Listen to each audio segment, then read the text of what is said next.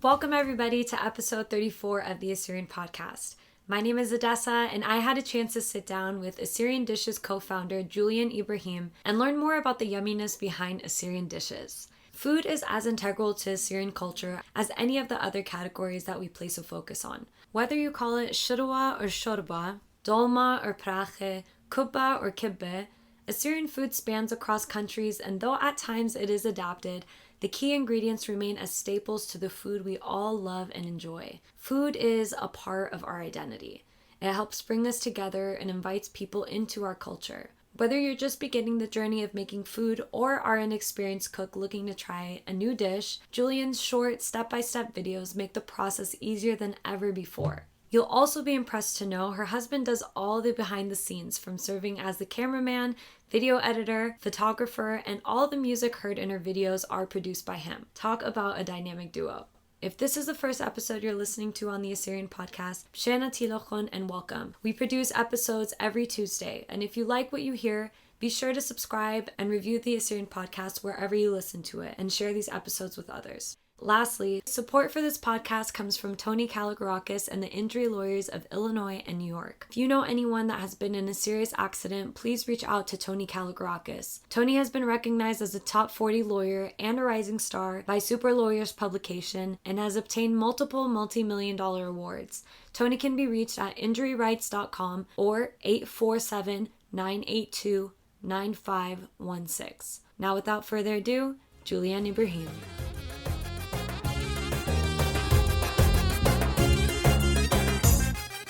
I always thought that you lived in Australia because of your accent, so I had no idea that you lived in Ontario, Canada. So how did you end up here? I lived in Australia nearly all my life. I've been there nearly 30 years. I was born in Iraq, Baghdad. I left there when I was about 3 years old with my family. We fled from the Iraq-Iran war. We moved to Greece. We were there for about 2 years. In 1984, our papers opened up for Australia. We were refugees. We immigrated to Australia.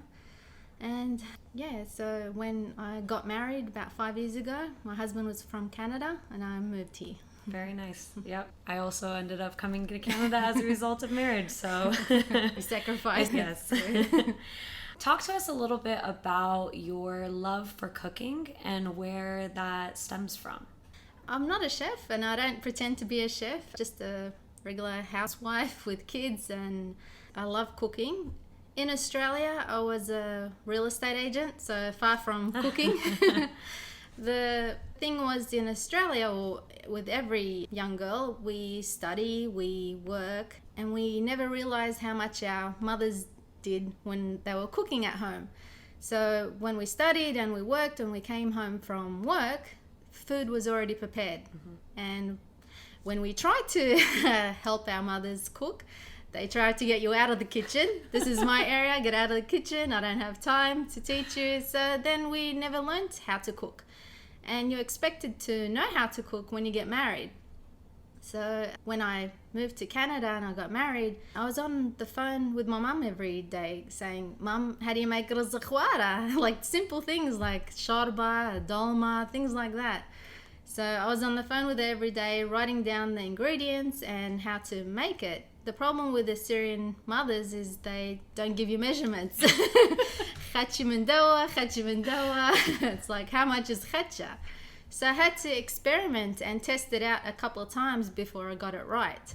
How much water you put in rice, to get it cooked properly. And most of the recipes are from my mother. And I have a lot of recipes from my mother-in-law who taught me how to make kubit hamad, kubit morsel, and my sister taught me how to make dolma and biryani from my mother. So most of the shorba and the rizza from my mum, and most of them from my other family members like aunties, sisters-in-law. So they all come together from all my family members. We all have our own style. My mum will make it this way and then I change it a bit to how I like it or how my family members like it. So we all have our own style and our own ingredients, what to put in there. And that's why cooking is fun, because you make it your own. Yeah. And I noticed that with your videos. I mean, you have one way of preparing dishes, and you can look through the comments and people are like, oh, well, what about cilantro? And what about Yeah. da-da-da? And it's like, well, we all kind of adapt things and substitute things so that they are our made in a taste. way that we would enjoy it, you know? Exactly. Assyrians make a lot of dishes in different ways based on the countries of influence that they resided. So how do you decide which recipe to follow? I was born in Iraq, so my influence is from the Assyrian Iraqi way. There are some from my comments that are like Persian Assyrian or from Syria Assyrians. They have different ways of making, say, dikhwa or dolma with, garlic, cilantro and dill, coriander, things like that. And my mum puts a lot of garlic in her dolma or other foods, and even a lot of Assyrians make other foods with like shorba and that with garlic. I find that if you put so much garlic in food, you don't taste the real flavor of the recipe of the dish. So I don't put much, and I don't, even on my videos, I don't put the ingredient as adding garlic in there. It's to your taste. Like every food, every recipe, every dish is to your taste. If you like cilantro, put cilantro. If you like coriander, put coriander. If you like dill, put dill. I'm making the basic foundation of the recipe, and then it's up to you to add ingredients to your taste. Yeah. Much of our demographics of listeners are around my age, in their 20s and 30s. And many of them have never even tried to make a dish before, or they're maybe in my position where they're becoming more familiar in doing it, but it can get so frustrating from trial and error. So how long did it take you until you began to feel really comfortable with a recipe that you had down? So why my husband and I created Assyrian Dishes is because when I was trying to find Assyrian recipes online, there weren't much reliable resources, and most of them either were cookbooks you had to buy, or there were videos, but they were in Arabic. I don't speak Arabic. My husband speaks Arabic, so when I was looking at video recipes, my husband had to translate them to me. So we thought to ourselves, why don't we create this channel for our kids to learn how to cook Assyrian food? Because all we see is Italian, Mexican, Chinese food. We know all how to make, and there are videos out there, but there's no Assyrian. We don't want to lose our culture. We don't want to lose our food to other countries. So we created this channel, and we thought, if we're going to do this, we're going to do this properly. We'll have a website, we'll have a proper professional video recipes, and we want them short and simple and easy, because Assyrian food, as you know, we think a lot goes into it, but it's very simple if you go step by step. So my husband does the video, he does the camera work, he does the photography, he plays the music, we design the logo, the name, and we thought our kids need to learn how to cook Assyrian food. Our demographics is not just, young girls getting married and wanting to learn how to cook Assyrian food. Most of my emails and messages and followers that come from Assyrian Dishes are, yes, young people, young men and women that are moving out of their homes, not just getting married, for travel, for work, living abroad, living on their own, missing their parents, like their mothers or aunties or grandmothers cooking, and they want to learn how to cook at home. Other demographic, older women in their 50s, in their 60s, that have also studied and worked all their life, but then their mothers or grandmothers have passed away and they don't know how to cook Assyrian food, and they message me privately, how do you make this, how do you make that, my mother never taught me how to cook. So we have them, and we have non-Assyrians that are married to Assyrians. Bakhtathe, their wives or girlfriends, their partners, they want to learn how to cook Assyrian food for their husband and the kids, but their mother-in-law doesn't want to share their recipes. So that's why they look at my videos and they say, thank God for your videos, because you've helped me so much, enrich our children and still eating Assyrian food. You know, it gives me great pleasure hearing those messages, those people thanking me for and their kind words, you know, and I thank them for all their support. The way that I see it is like you really are providing a great service for people and also maintaining a part of our culture, because food is very much a part of our culture, as is language, as is all of these other things, dances, music, and you're doing it in a way that's accessible, that caters to us now in 2018, in a way that we can just go on YouTube and actually see a visual of step by step how to do it. Even seeing recipes in text format on blogs, it doesn't do the same thing as it does in video. So I think that you are creating a really great opportunity for people to upkeep a part of our culture, which is the food component. Who is your favorite person to cook for? My family, number one. My husband and my kids, and they're my biggest critics. They love my food, but sometimes they'll say, oh, this is a bit spicy, you know, when kids say, oh, this is a bit too spicy. But it's my family members, and I love to entertain, I love to cook. I have barbecues with my friends and family that come over and they try out the food. But my family members. Awesome. And who do you enjoy, or who's your favorite person to cook with? I cook on my own. My mother is in Australia. When my sister comes over, the food's already done. Would you say it's like a therapeutic thing? I love cooking. I wake up in the morning, or from last night, what am I going to cook the next day? I like trying new things. I like trying new recipes.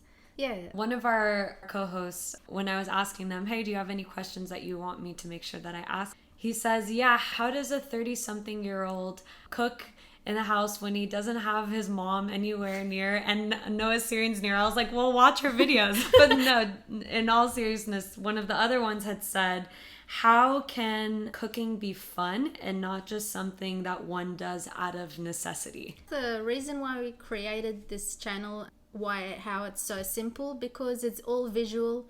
I don't talk much, only the intro and at the ending. Most of the other YouTube videos, like the Arabic ones or other ones, they talk a long time, and this is how you do this is how much you put, this is how ours is all written. It's short. Our videos are under about 3 minutes, even to make dolma or maqloubi, which takes hours to make. We try to simplify as much as possible. We have like Assyrian kind of melodies in the background just to keep you pumping, entertained.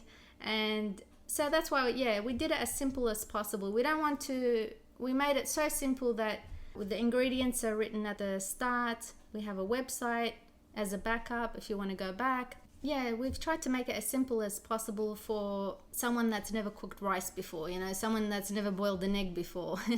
I was going to say, it's less intimidating when you watch the videos, because then it's not so much of an overwhelming idea of cooking, for example, dolma. Yeah. When you kind of break it down step by step and see the ingredients that are a part of it, then you realize it's actually not that bad.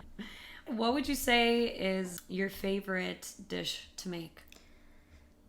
Well, my favorite food is kubba hamad. Favorite dish to make would be maqloubi. There's so many layers and steps. And could you talk, maybe for those who are not familiar with that dish, what that consists of? Maqloubi is just fried vegetables, like layers of potato, eggplant, capsicum, onion, tomato, and red rice. What is the smoker? You put all the vegetables in layers at the bottom of the pot, then you put the red rice on top of that, then you flip it upside down, and it's like a layer of a cake of vegetables and rice. So does a smoke on I fried can have vegetables? that every day. Wow, that sounds amazing. Do they put masto with it at all on the side, or not so much? Ruz smoker with masto, you can't go Key. wrong. That's it. What are some essential spices that every Assyrian should have, or every Assyrian household should have?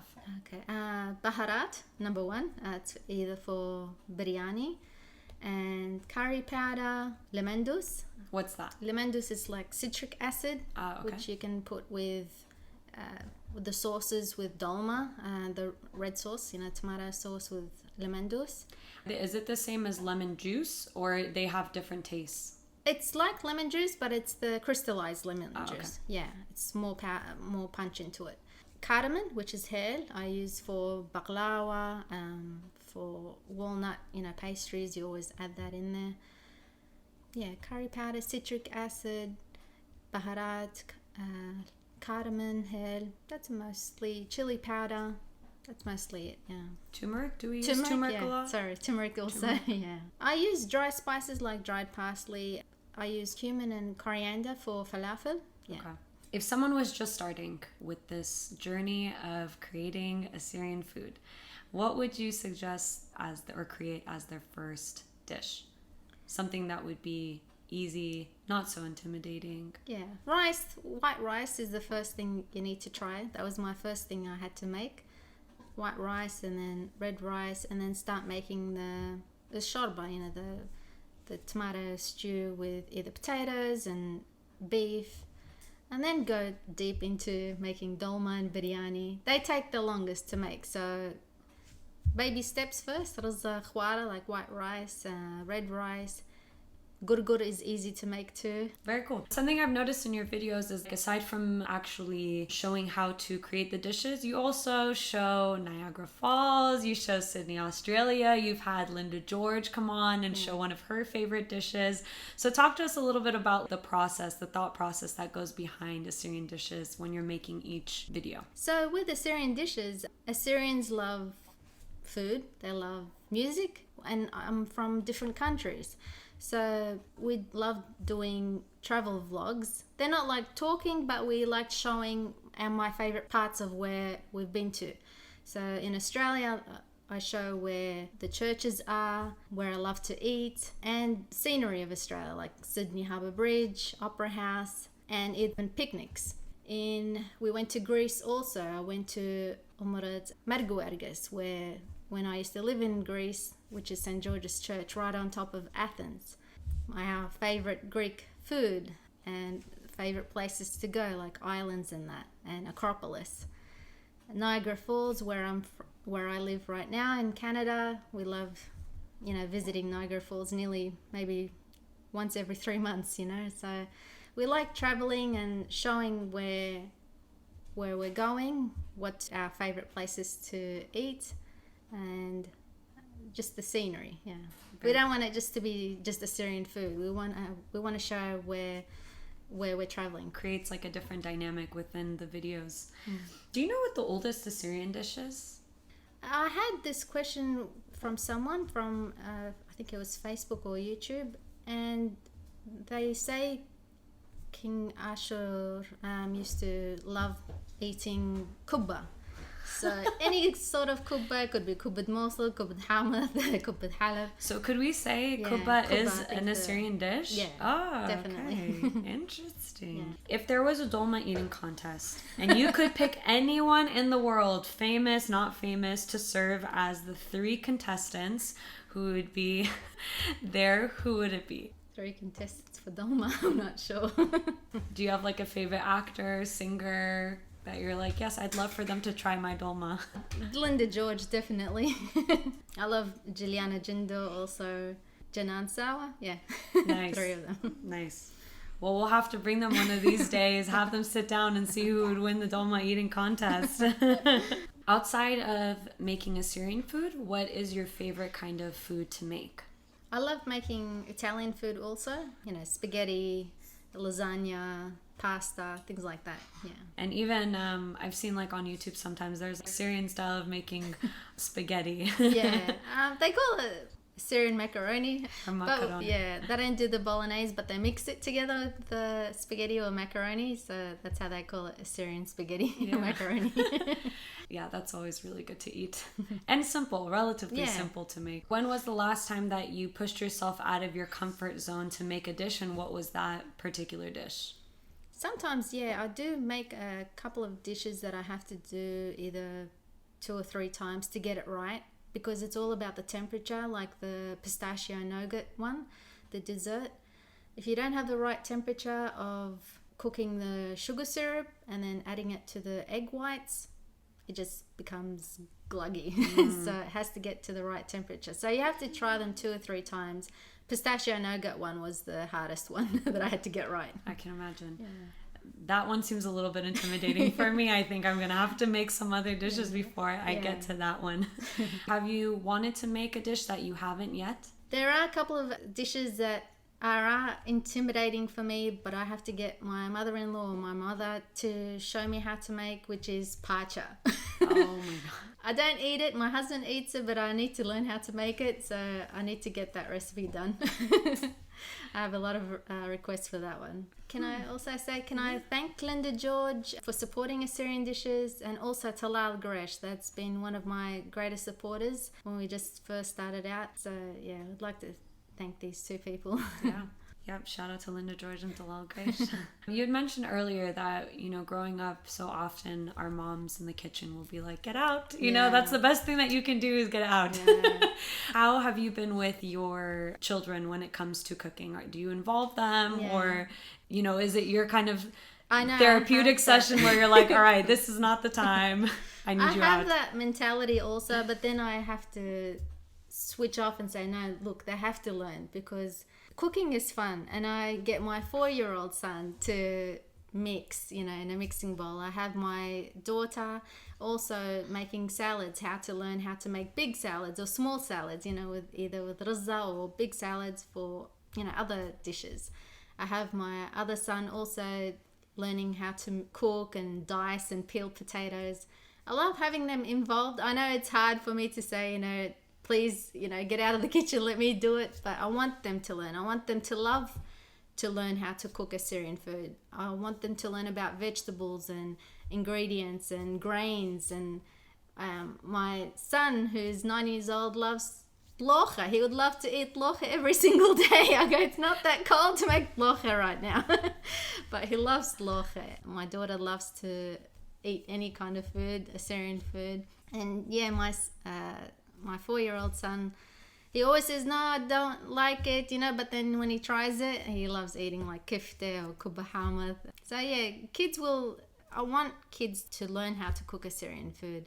I want them to, grow up saying, oh, I'm watching my mum cook Assyrian food, I'm going to learn how to cook Assyrian. Because the younger generation is our future. I don't want them just to learn how to cook Mexican or Italian or Chinese food when there's lots of videos out there on how to make these foods. But there's not enough reliable sources how to make Assyrian food. Absolutely. For the dishes that you have on your website as well as the videos, are any of them not Assyrian at all, but have been influenced based off of like the country that they're a part of?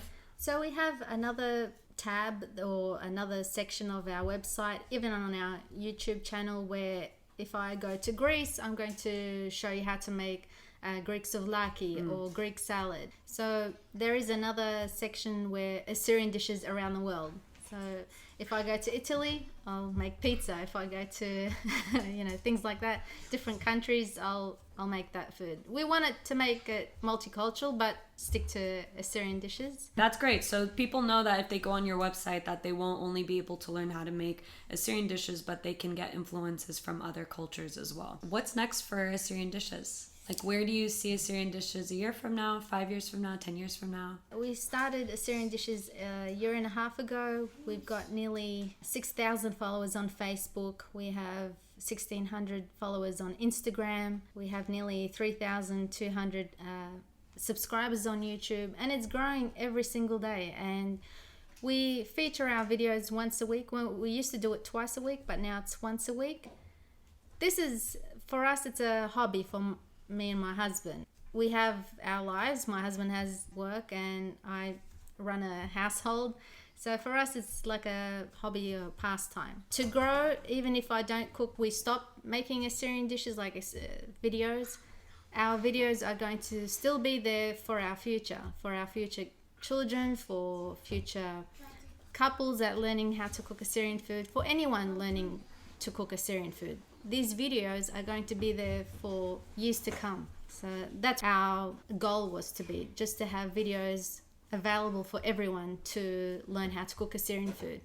We're not trying to sell a cookbook. We're not trying to sell anything. Our goal is just to show you how to cook Assyrian food. We have listeners from all over the world who listen to us every week and tune in. What is something that you would like to say to them? One piece of advice, whether food or anything. I'd like to thank everyone for their support, for their kind words. Around the world, we have followers in Australia, Canada, United States, United Kingdom, France, Germany, Dubai, they're everywhere. Syrians live everywhere. This is our small knit community where we can share our Assyrian food for everyone to learn how to cook Assyrian food.